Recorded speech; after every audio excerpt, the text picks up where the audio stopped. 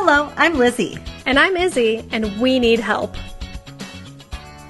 Each week we stumble through a new book, method, or concept that might take us one step closer to being our best self. Yes, we make fun of ourselves. And others. But mostly just ourselves. So here is to seriously not taking self-help quite so seriously. Let's do it. Hello, I'm Lizzy. And I'm Izzy, and this is the We Need Help podcast. Today we are excited to present Awareness by Anthony DeMello, one of the greatest spiritual masters of all time. This book has brought Izzy through rehab and remains a deep wishing well of the perfect message for everyone it touches. So let's get into it. Yeah. So first of all, why did we choose this book? Well, because it was the only book that you brought to rehab 150 years ago, and you've been reading it since. That's true. For those of you who don't know, I am a recovering addict and living in Poland. And the way I got to Poland, a Polish recovering addict, is because apparently huge. they don't have rehabs in the States. Not according to Dad. Not a rehab that could break me.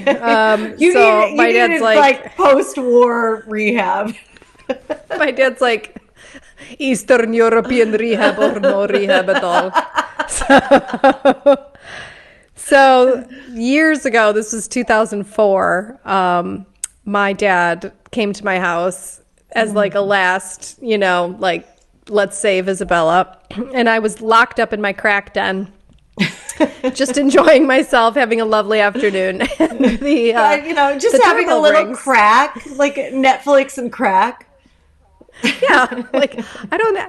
2004, was Netflix around then? No, I think we were Blockbustering at that point. Or was it that Red Box? I think there was still Blockbuster because I remember selling DVDs for crack money. So there must have still been. Okay, I did not even think about that. That's what to do with all those DVDs that you're no longer using. Well, that was in 2004, so I don't think that they would have this. Well, actually, now they might be collector's items. But anyway, it's 2004. Picture this, everybody. It's 2004, and my doorbell rings, and, I'm in my crack den, and suddenly I'm like... Trying to have a weekend, a staycation. Right, a little staycation. This bitch quarantined before it was cool, okay? 2004, I was quarantining. Shades down. And so the doorbell rings and I get up and I open the door and light just pours in through the door because I had all my shades down and everything. And there's a priest standing on my doorstep. Okay. And he's like, yeah. This is when you want to know if you're dying. Is this your last rites?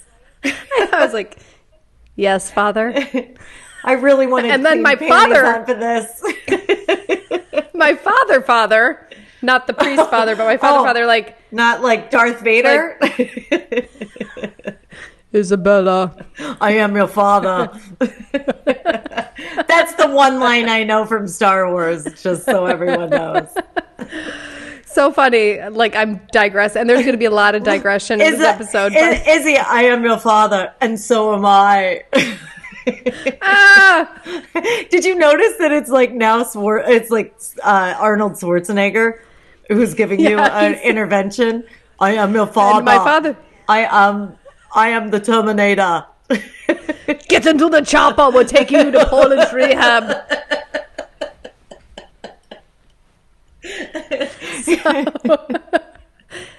So my father, who's now Austrian, peeks out from behind the priest and is like, "May we come in?" And I'm all like cracked out. I'm like, I guess. And they came into the living room, and I proceeded to give them a full tea service, like a cracked out geisha, like, because you might be a drug addict, but you're not an animal. Yeah, I'm not rude. All right. Shaking. I did not spill a friggin' drop. That was great. So anyway, my dad's like, pack your bags. This priest runs like rehabs in Poland. We got a ticket. You're going. And at that point, I was just so tired, or thinking maybe this was a dream and we'll see what happens. I packed a suitcase, and somehow this book, Awareness by Anthony DeMello, found its way magically into my suitcase. And when I got to rehab in Poland, it was on a farm, and there was nothing around for miles, and they took my passport and they threw it in a safe. And I was there. I was there for 11 months, and this was the only book I had. And the Bible. So yeah. Did you have a Bible? I didn't. No. Oh. I didn't have a Bible. I had that. This was it. This and like Polish textbooks on addiction, which are, Oh, there you go. Those are fun reads, I'm guessing. Yeah. It was a fun experience. Like the neighbor of the rehab he produced moonshine. So okay. that was funny. So I'm sure you had him in your clutches quick. Well, it was hilarious because this rehab, it was like there was a lot of restrictions, so you couldn't have coffee. And I didn't care. I was about done. Like, okay, I'm done with the drugs. I'm done with the partying. But coffee? Like, excuse me. And I remember I snuck out of the rehab in the morning, and I went over to the neighbor's house and I rang his doorbell. And he came out and he knew where I was from, Yeah, because you had that look. You had that look. Like, hey, the vein in my forehead is like. And he goes, I can't give you any of our moonshine. And I said, I don't want your fucking moonshine. I want your coffee. And he's like, oh, I can give you coffee. So he just gave me like a baggie of coffee. I was like, thanks, man. Oh my God. You're like, you got to be on the DL with coffee. Yeah. So I was brewing coffee in the closet of the room in my, rehab. I feel like I would be completely fine at this rehab because I can give up anything but coffee. I don't know. Yeah. It was a struggle.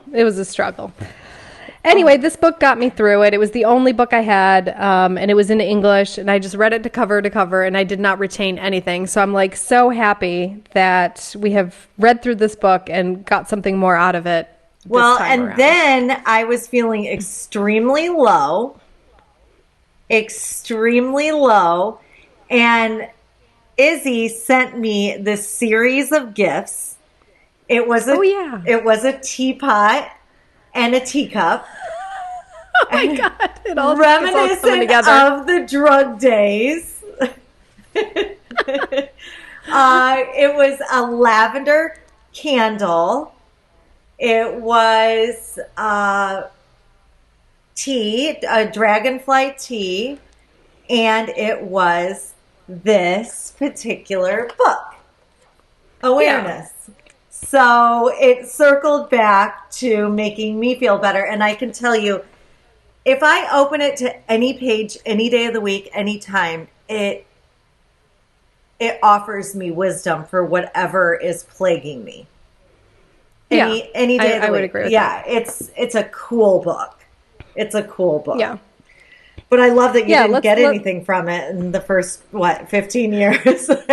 I didn't. I really did not. And I just don't think I was ready to hear the message. Yeah. It's you. You're the problem? Yeah. Okay.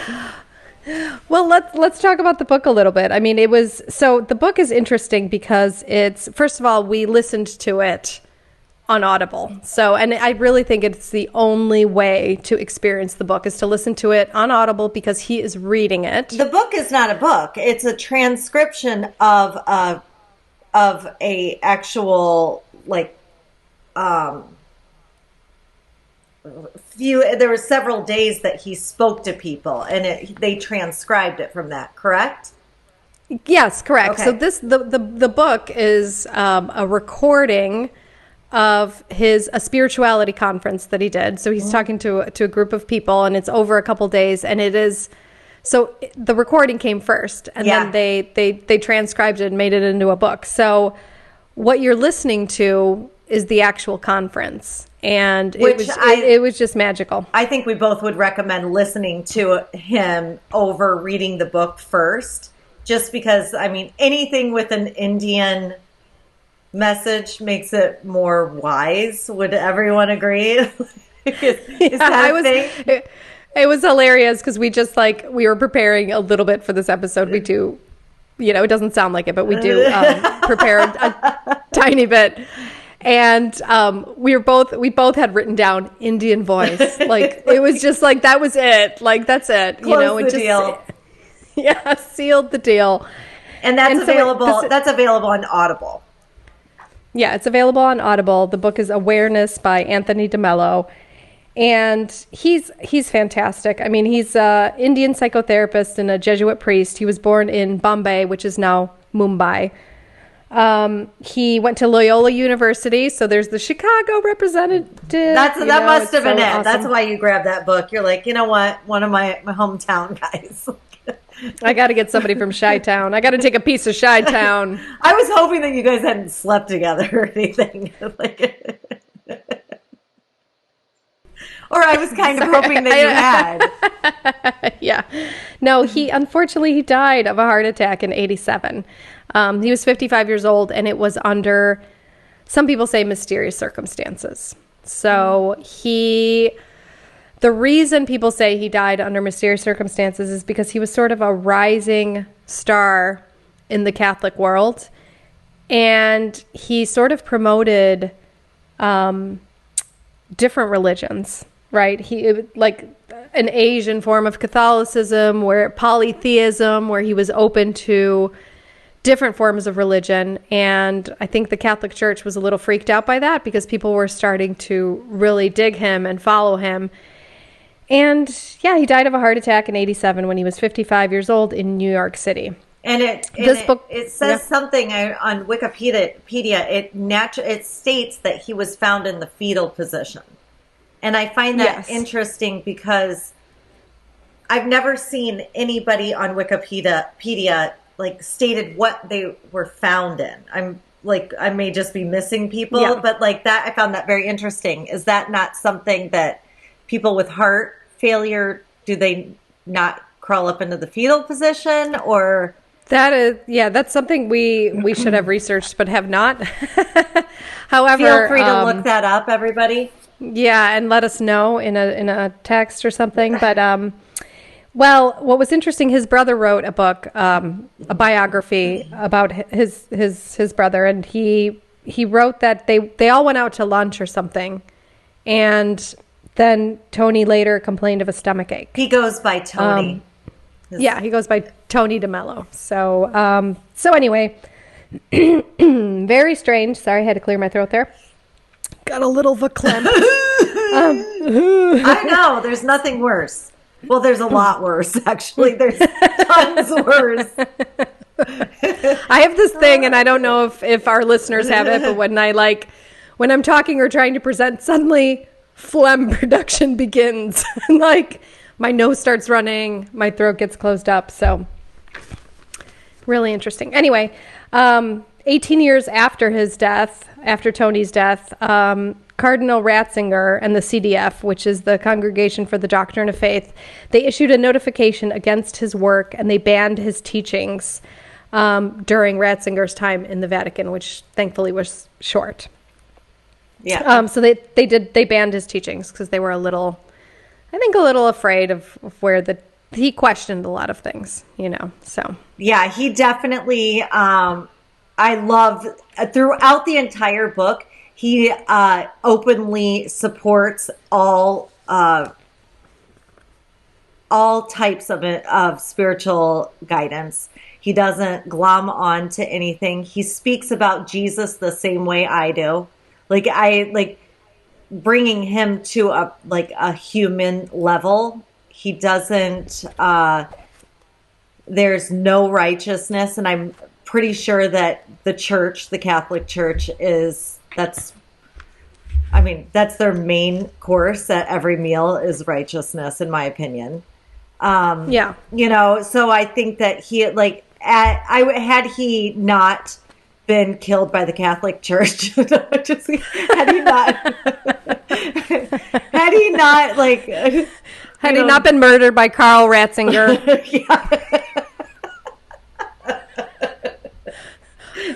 Had he not been murdered by the Illuminati, I would have followed him for sure. He embodies everything that I wish people, I wish I could be, and I wish people would be more like when it comes to spirituality and religion and the whole nine. I mean, he was just this book is one of those, to me, it's right up there with Return to Love. And, if people would just read this and not the Bible, I think it would be so much better for humanity.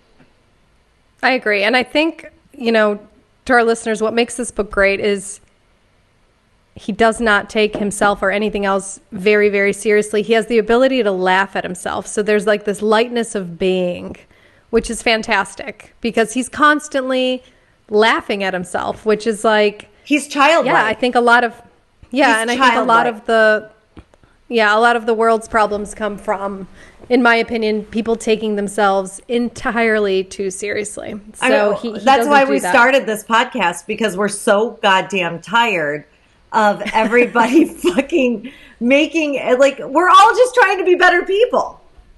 And we're just we're all trying our best, right? But we're all assholes in our own way, and he wasn't afraid to say stuff like that. And I'm paraphrasing, of course. He doesn't exactly say that, but he's so humble, and so he brought up that, and I'm gonna fuck it up royally, but he brought it up, and that's okay, and that's okay, because Anthony said so. Tony said so. But Tony said, forget about it. Forget about it. You can be fucking crazy. It's beautiful. Do what you gotta do, all right? But it's fucking fine. Forget about it. Tony. So I wish I could do an Indian Italian accent. That's something I have to really work on. So I feel it's important to have goals, and that can be one of your goals. So he says in there that if somebody gives you $1 billion and you say no, I can't take it, I don't want to become one of them, a selfish person, a self-serving person, this, that, and the other thing, you're just as bad, if not worse, because you're doing it to get into heaven. You're doing it for eternal, to save your own fucking soul. Everything is self-serving in some sense of the word. At least you can, if you're going to self-serve, do it kindly. If you're going to he said it just, the whole book is about being aware of your own bullshit. Yeah. Right? So it's if you're going to, just admit it. I'm self-serving, and he says the hardest thing is for people who think they're not self-serving, because we're all self-serving. So I think, I mean, I can't walk by a homeless person because I can actively feel what it would feel like to be homeless and to be that desperate. I can't walk by them because it destroys me. Not because I want, it's not that I don't want them to have some sense of reprieve of some sort. But I can't walk by them because I can't stand the way I fucking feel when I walk by them. Yeah. And admitting that is, that's beautiful. I'm sorry, I can't, because it's Tony DeMello. It sounds Italian, but he's Indian, so. I know. What is with that? Tony, come on. Hey. So one of my favorite lines from this book is he's talking about just admitting that, you're an ass And I'm an ass. Everyone's an ass. And he said, I'm going to write a book someday, and the title will be I'm an ass, you're an ass. That's the most liberating, wonderful thing in the world when you openly admit you're an ass. It's wonderful. And when people tell me you're wrong, I say, what can you expect of an ass? I just love that. Love it. I love it. Oh. And I think that's why I like going to bars so much more than I like going to church. Because people at bars are like, you know what? I'm fucking broken. I'm a piece of shit. Not all people, but like, you know, people will be like, you know what? I'm out here. I'm out here just to have fun myself and to have fun with other people. And it's rather than going to church and filling my soul. Oh, I'm going to get, you know, my soul fed. I'm like. Plus, I mean, in church, you only get a sip of wine. Or grape. Like, they fucked you up. Well, they fucked everybody up by giving grape juice. Like, are you giving me a sip? Oh, they give grape juice in where? Because in Poland, it's no, it's they real give alcohol. both. There's both, but sometimes there's just grape juice. I've been to a couple where it's just grape juice. And whenever I'm at a church, I am fucking hungry. To the point of no return, and that little freaking styrofoam wafer and a little tiny sip of whether it be wine or grape juice is not enough. I'm thirsty. I'm hungry. It's like why when you go, are you on uncomfortable chairs? They don't have food. If they had pastry there, they could get so many more people. Just a shout out. Serve pastry at every church, and you will get people, like, is it parishioners? Parishioners, yeah. You're going to fucking score some parishioners like nobody's business. Especially if it's like French pastry. You'll get my ass there if you get a croissant in there. I'm picturing, instead of the wafer, like a little croissant, like a little mini croissant. I'm telling you, that's the bread of that's the body of Jesus. There is not like this styrofoam piece of shit thing that can outlast a fucking war, nuclear war. That's not the body of Christ. The body of Christ is got butter folded into it. It's a crisp.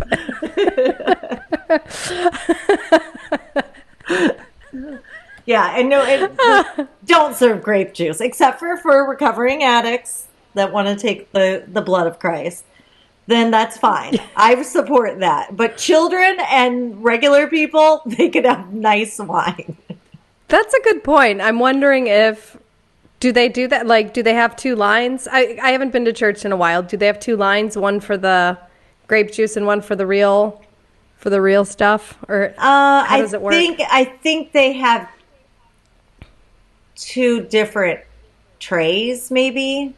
It's been a minute since I've been into one. Didn't you get kicked out of a church once? I did. I was 15 years old, and I was going to church with my friend for, really, because she went to my favorite pizza place after her family did. Monocle's Pizza, shout out. Whoop, whoop. Love you, Monocle's. In Central Illinois, there's like, and they have French dressing, and you put it on the pizza. It's just fucking. Oh my goodness. It's like raping pizza, but it's so good. Rape in a good way, not in a bad way. But, anyway, long story short, I went there for like 6 months with the family. And one day I went in, it was a Sunday, and they were like, they were preaching that anyone and everyone who has an abortion is going to go to hell. And I don't know if I just like saw into my own future and thought I better stick up for this somebody right here. I better stick up for the future me. Yeah. But I am not going to hell. No, I didn't say that. But I stood up and said, "Now wait a second," and I started quoting scripture, and I said, I don't think that's right. And Jesus would never walk away from one of his followers. What about, you can ask for forgiveness for anything. I'm thinking if murderers can go to heaven, like people who decide to, say what you want, like it's even, they sometimes call it murdering a baby, which I totally disagree, but, because I've seen children that aren't wanted. And if you want that over somebody having an abortion, you fucked up. You fucked up. Yeah. My mom used to, there was a neighbor that we had. We lived in a very poor area. Some might call it a ghetto. And this couple next door, they would wait for their 6 or 8 month old baby. Her name was Amanda. I'll never forget it. They would wait for the baby to go to sleep, and they would leave and go to the bar. And my mom would climb in the window and take care of the baby. And when she heard their car pull up, she would climb out. And so after that, like, I can't not support not having a child you don't want. I just can't, But I didn't know that then. So I stood up, and needless to say, the congregation was very cold as I was walking out, and I was never invited back to this particular church. And to this day, I really do feel sorry for them, because I believe that I'll see the gates of heaven before they will, if that's what you believe. Like, if that's what's going to happen, like, we're all, like, in a huge group of hundreds of people judging these random people who may or may not have had an abortion for whatever reason. And I just, I still feel sorry for those people. Yeah. I still feel sorry for them. And I still wonder if they remember that day as acutely as I do. That's interesting. Yeah, I mean, it's funny, Anthony DeMello, Tony, he talks about that a lot in his book. He was talking about in his training at the seminary, he had to listen to confessions. It was part of his training. And he realized he wasn't really listening to people. Like, they were saying their confessions, and then he was giving them, 10 Hail Marys or whatever. And he realized that he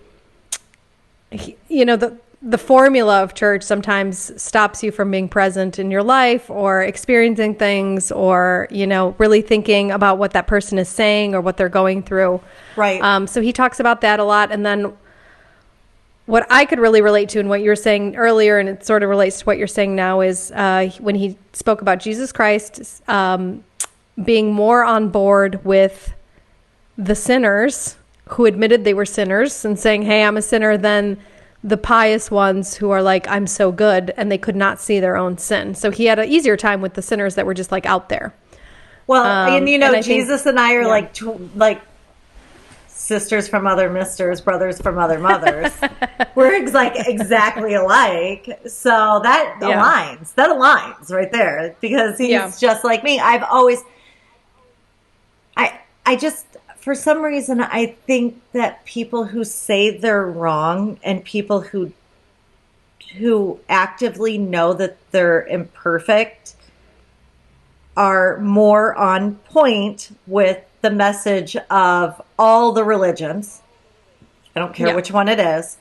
Than the ones that believe they're living a righteous life. I just don't, and I feel the same way about motherhood, which is women that think they're fucking awesome mothers are usually the shitty ones. They're usually doing a bad job. People who think they're so intelligent are usually very close-minded and not able to, have curiosity.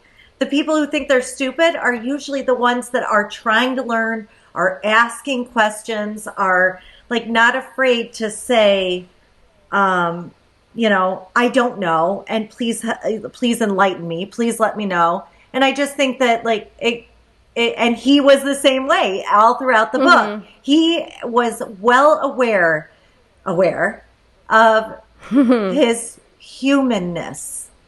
Yeah. You know, and I challenge anyone who walks in the steps of Jesus to read this book. I do.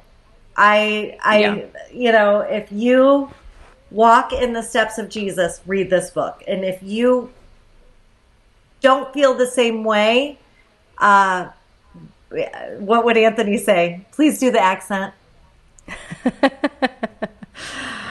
Isn't that delightful? Yes. Isn't that delightful?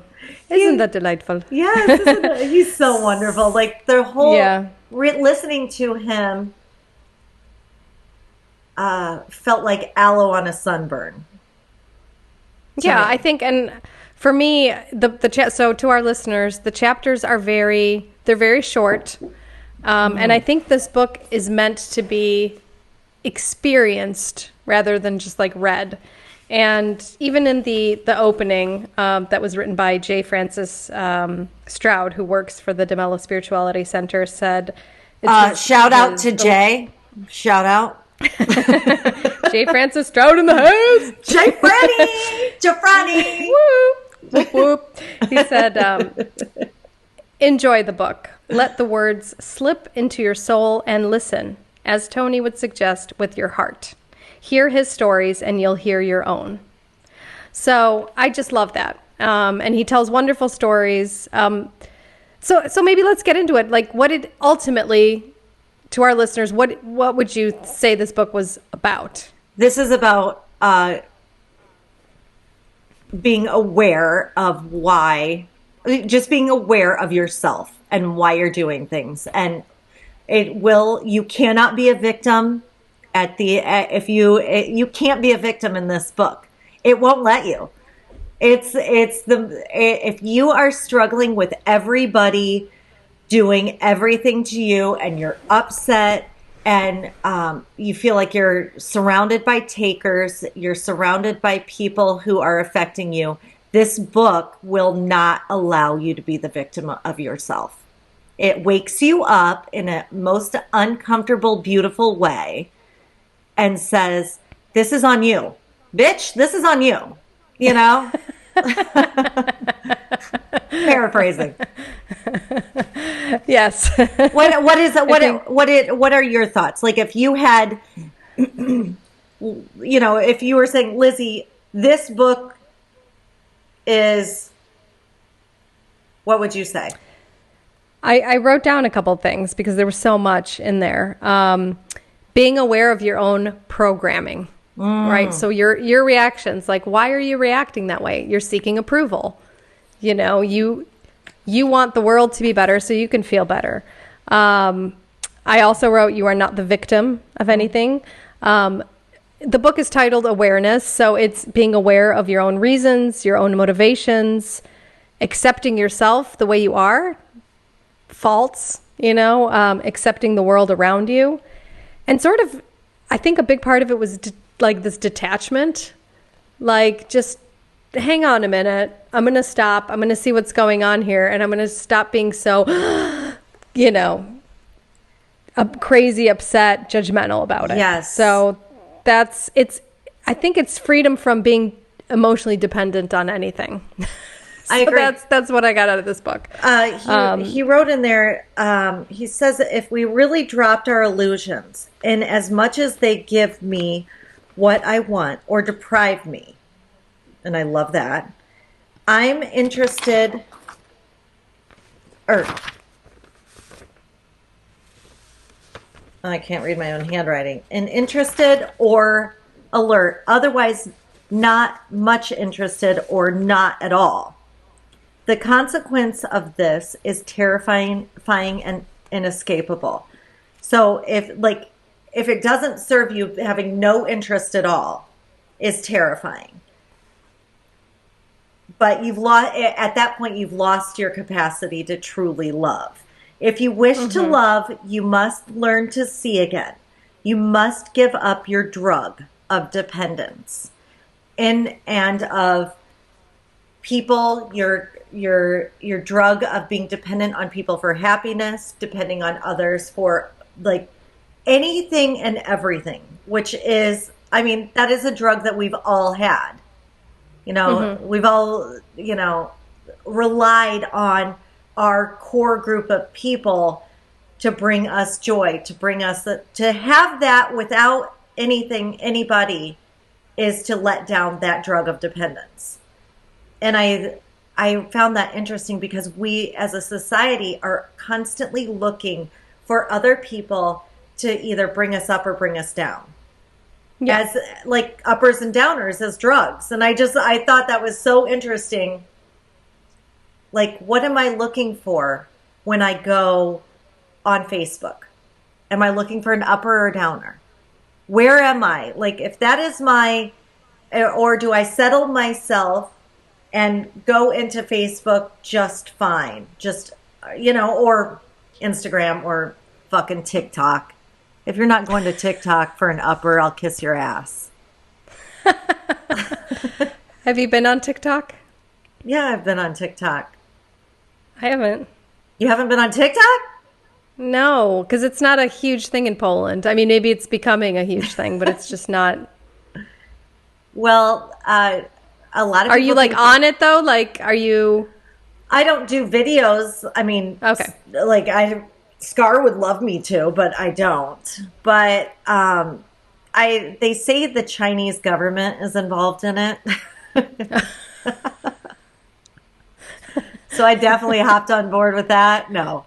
But yeah, I think the search for approval, right? It's the search for something. It's either an upper or a downer. I see people that go on Facebook all the time and they like only comment on bad things. If I went on this phone right now and posted that I was sad, I was miserable, I can't get my head above water, this, that, and the other thing, I know at least 5 of the same people that would say something. They love it. They want that downer. They want to align with that pain. Okay. You know, they want to feel. Yeah. And on the contrary, if I went on there and put some sort of inspiring, uplifting message, you know, I know different 5 people that are looking for joy from me. They're looking for some sort of like connection of sameness with me. Yeah. I mean, and this book, it's not a self-help book like that shows you how to not do that, right? No.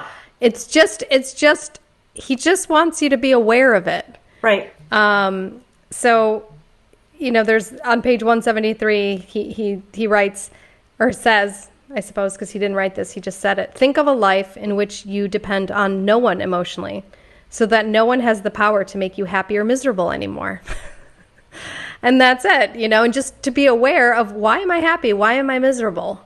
You know, just to be aware of it. And he talks about what, in his opinion, awareness is. And this is one of my favorite lines from the book. It's a little bit earlier. It's on page 72.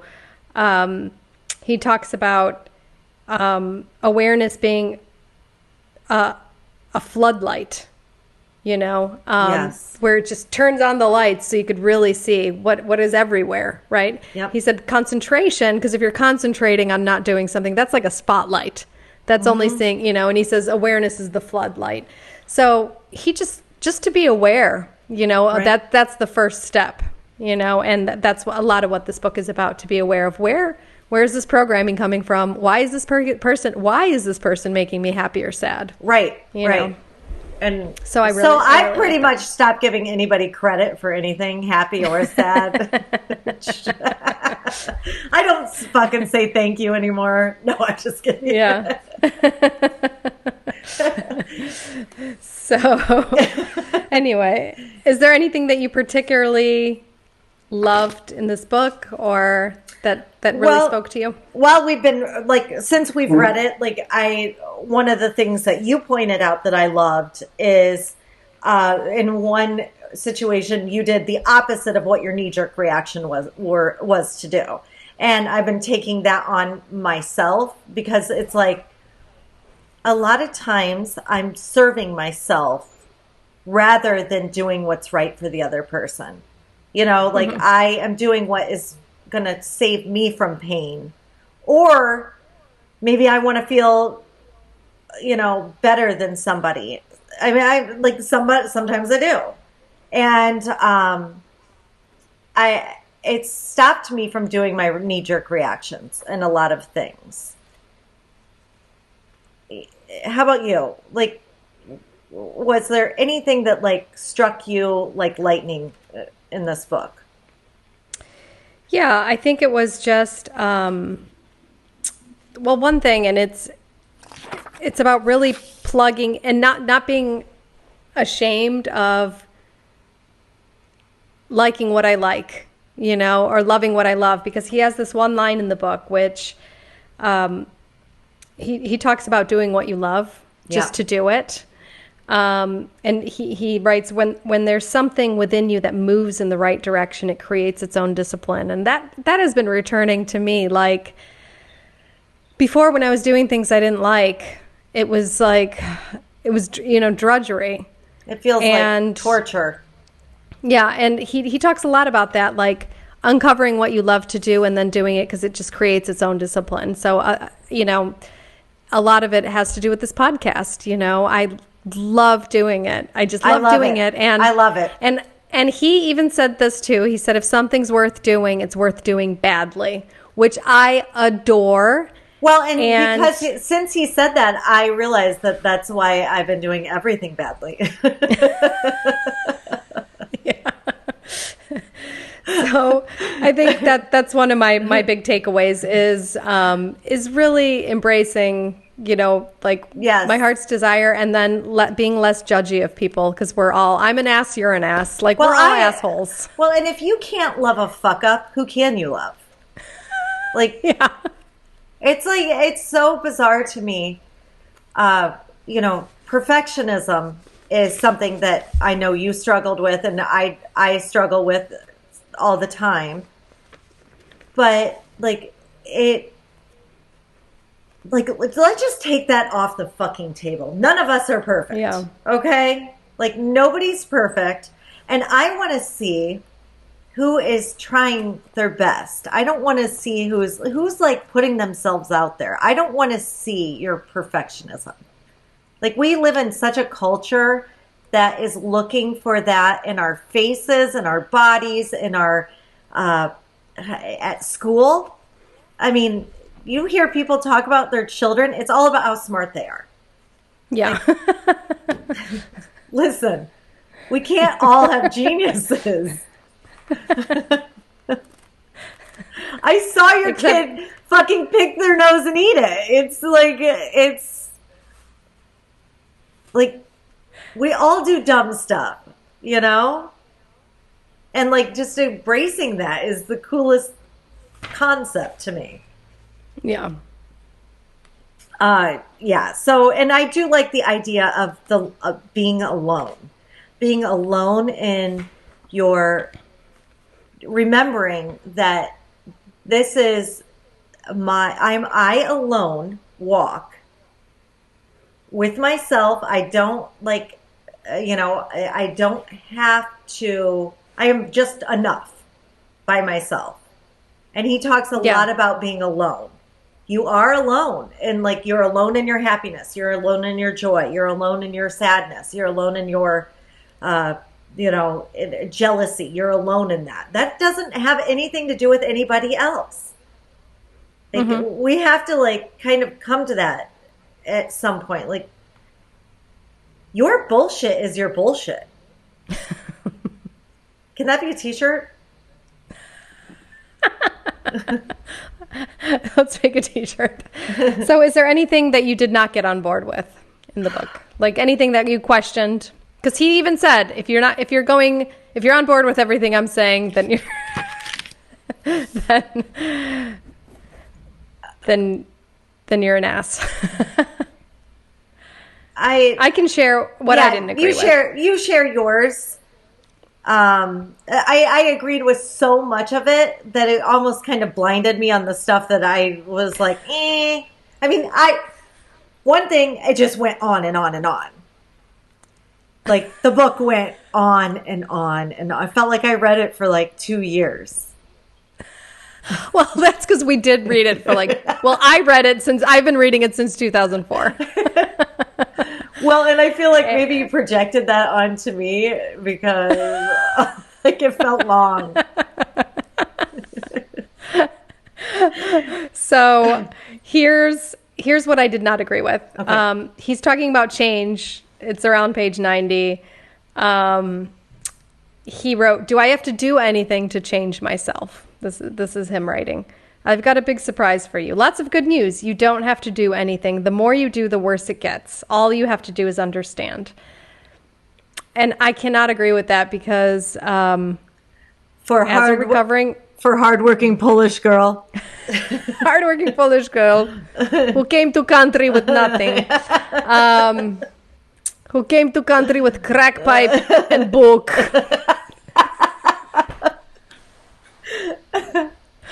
I just have to say, I had to move my ass to change because I had a lot of understanding of myself. Even as an addict, I read all the books. Well, I mean, addicts are like the most fucking self-centered, in-looking, fucking obsessive assholes in the world, right? Thank you. Thank you. And I mean that as a compliment. Yes, Queen. So I agree. But I really had to, for me as a addict in recovery, I have to do certain things every day, even if I don't necessarily want to, in order to, keep my, spiritual hygiene going, right? Yeah. So I had to start doing certain things in order for my thinking to change.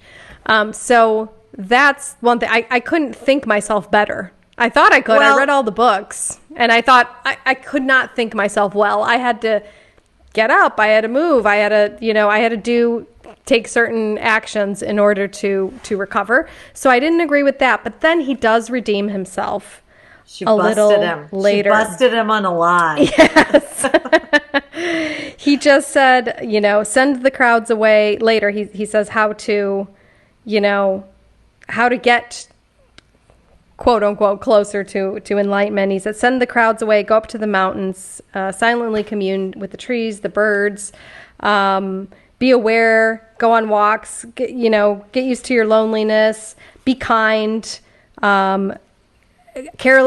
awareness, ceaseless awareness, compassion, develop a taste for the good things, love of work you enjoy doing, love of laughter, intimacy with people. So in a sense, you do have to do certain things. From a point of view of where I came from, like there was no, I had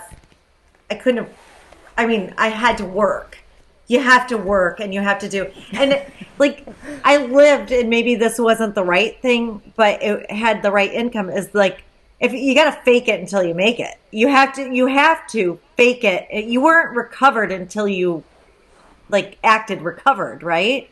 You didn't get correct. You didn't there's been so many times where I'm like, okay, well, you know what?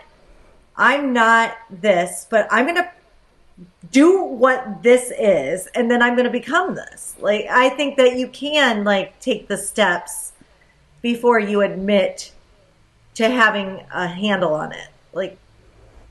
Yeah. You got to get off your ass. No? I think so. You can't just fucking sit there and be cross-legged and put your hands up in a Zen meditation and get shit done. Right. You just got to move. Sometimes you got to move. You can do it in the most aware way. And here it begs the question: which came first, the chicken or the egg? It's did the awareness come first, and then the action came, or did the action come first and then the awareness? And I think it's just a dance of both. I think that's a breakfast lunch thing. That's a breakfast lunch thing, like a brunch. The egg came first, and then you had a chicken sandwich. That's a no-brainer.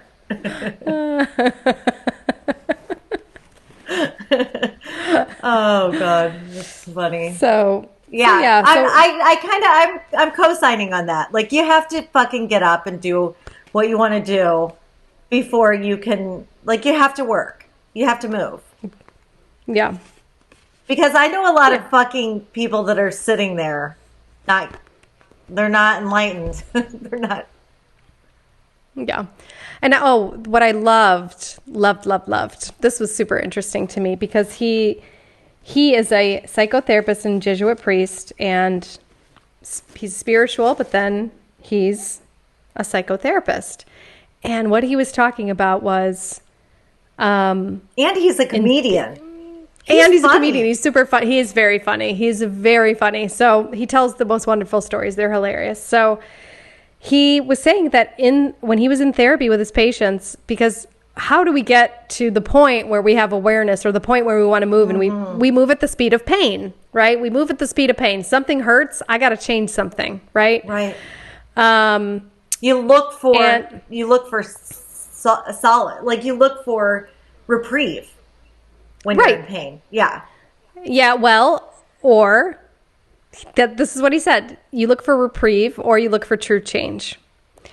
And he said that psychotherapy sometimes just provides temporary reprieve. Mm-hmm. True change comes through a spiritual journey where you're in so much pain that you wake up.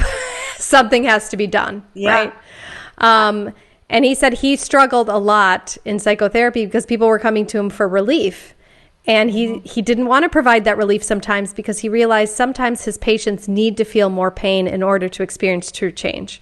And, what a conundrum for a spiritual leader and a psychotherapist. Like, do I let them suffer a little more, or do I provide them the relief? So I thought that was super interesting. So should we just start putting people in pain all the time to help them?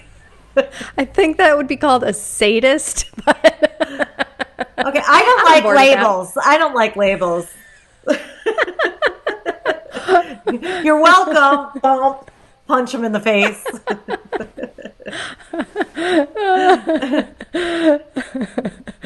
Speaking of labels, do you like my dress? It's a Polish. For our listeners out there, I live in Poland and I wear different Polish brands, and this is a Polish brand called Risk, and they use different materials. Everything is produced in Poland, and this dress is called the Birds of Poland. So they have all the different birds of Poland printed on this dress, which is just gorgeous. For our listeners, are you equally as shocked as I am that they have birds in Poland? I had no fucking idea.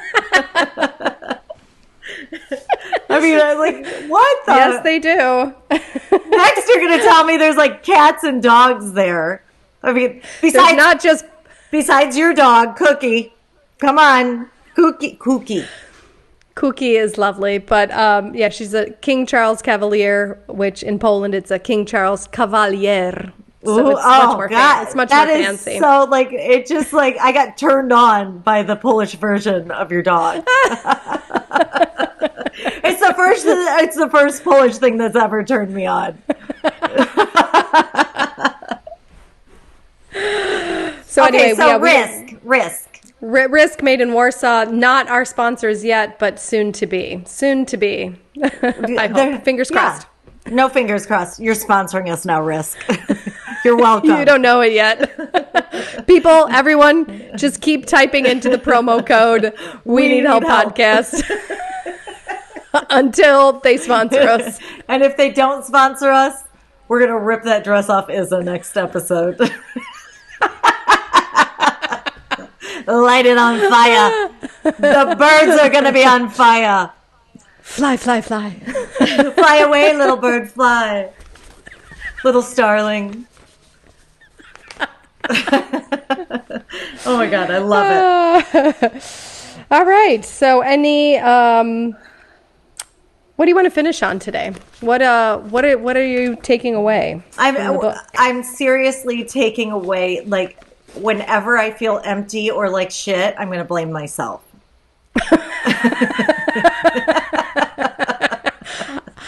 I'm taking away the exact same thing. Whenever I am empty or feeling like shit, I'm going to blame you. Perfect. This outcome is perfect. Yeah. I think everyone should blame me for their problems. And I'll blame me for your problems too. Yeah. Oh, well, okay. Thank you, everyone. Thank you. You guys need to go out and get your own help now. And yeah. We can't help you. We need help ourselves. We need help. We need help. All right. Love you. Love you. Ooh. Welcome to the Afterbirth for Awareness by Anthony DeMello. Hello. So, there wasn't too much that we needed to fact check here, except, of course, for death in the fetal position. Ooh. Which was interesting, because that's how Anthony DeMello died under supposedly mysterious circumstances. He had a heart attack. He died in the fetal position. Okay. He was found in the fetal position. But doing a lot of research. That is just exactly what the Illuminati. Oh, Illuminatis. It's what is it? It's is like that a sign? Illuminatis. No, he ate too much Illuminatis. And he had really bad indigestion. Oh, Illuminati. That's what they had for lunch. Awesome. That's what they had for lunch. So I'm hungry for Illuminatis. Don't even, girl. You can at least get Illuminatis. I have it shipped in every Christmas. Why don't you ship it to me, bitch? Why don't you come here for Christmas? Oh, yes, I will. I will come there for Christmas. Yes. Yay! I really miss deep dish pizza. Like, you don't even know, girl. There's no deep dish pizza here. So. I do know. I lived in the Virgin Islands where they were like, no. Yeah. Did you ever try to make it yourself? Yeah. I had I got a pizza oven, the whole nine. I went nuts with it. And I can make a goddamn good pizza, I must say. Did you have a pizza oven in the Virgin Islands? Yes. Well, ain't you fancy? I am so fancy. Were all the locals like... All my friends loved it because I'd have pizza parties, and there's nothing I love more than, like, just making pizzas. Like, pizza after pizza after pizza. It's like meditating for me. I love to make pizza. And my friend Dave Strobel, shout out, he taught me to make my my pizza dough. He said I was trying everything to make it, like, I was trying different recipes. He's like, just substitute all the water in it for beer and it'll be perfect. What? And really? Yes, and it's so good. And wow. Yeah. Why? What is I wonder what the science is. I think it gives it well, I'll ask Dave. Let's have Dave on for a show sometime, and he can talk to us about food. He's a chef. Okay. Yeah, that would be cool. And his wife, Catherine, whom is one of my favorite humans on earth. There's a wonderful book that we might do. It's called Potatoes, Not Prozac, and it's all about regulating your emotions. Yeah, we could do that one. Yeah. I think that would, yeah. So I did do some research on dying in the fetal position. Okay, yeah. I'm ready. I'm bracing myself. Are you, because, okay. So your body does start to curl up when your muscles tense. Yeah. So, dehydration, your large muscles could contract. And I think a heart attack, it is a large muscle contracting. So, he might have been sitting on the bed, clutched, and then just like fell off the bed and, Okay, well, right? Move over like 21 Jump Street or I don't know any other criminal shows. And I did read I actually looked up a study, the natural body posture preference in the dying. And a large percentage of people that died, actually, it was more comfortable for them to die in the fetal position. So it's not a thing. All right, I would like to ask forgiveness from the Catholic Church. It's that Carl Ratzinger killed. You know what? Carl was an asshole to begin with. And that's all there was, really. We didn't have any other fact checks. All right, you know what it is, a fact? I love the Pope now. Yeah. Oh, yeah. Did you watch The Two Popes? No. That movie? You got to watch it. It's Anthony Hopkins. Whom I love. Who's the other actor? Anthony Hopkins, and I will tell you in a second. I love him too.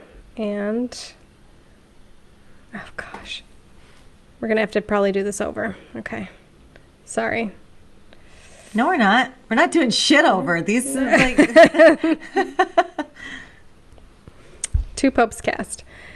So it's Jonathan Pryce. Anthony Hopkins and Jonathan Pryce. And such a good lineup. Jonathan Pryce plays the current Pope, and Anthony Hopkins plays Ratzinger, the former Pope. But when he plays him, he was still in the position of Pope. So it's a wonderful, wonderful movie, and it actually shows both of their backgrounds before they became Pope. Okay. And Jonathan Pryce was just, he's from South America, so just full heart and he's so good.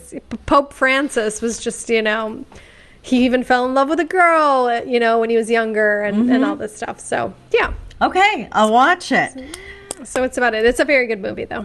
Anything else that we need to fact check, or we were just dead on? We were pretty good. We were good. Yeah, we didn't have any misfacts in there. If any of our listeners did notice something, we're more than happy for you to contact us. So. And we're not going to do shit about it, just so you know. No, we're just going to say, okay, thank you. Thank you. So nice. So that's it for the After Boss.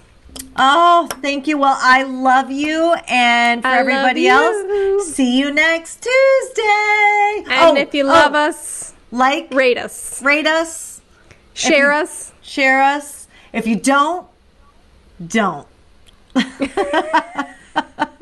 Okay. We really don't care. Yeah. See you next Tuesday.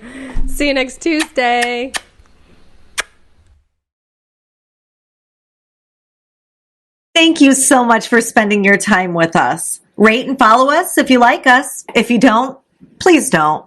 And come visit us at www.theweneedhelppodcast.com. There you can find show notes, links for books. You can join Audible, which is, how we actually read our books. We listen to them. And we have special exclusive content just for you.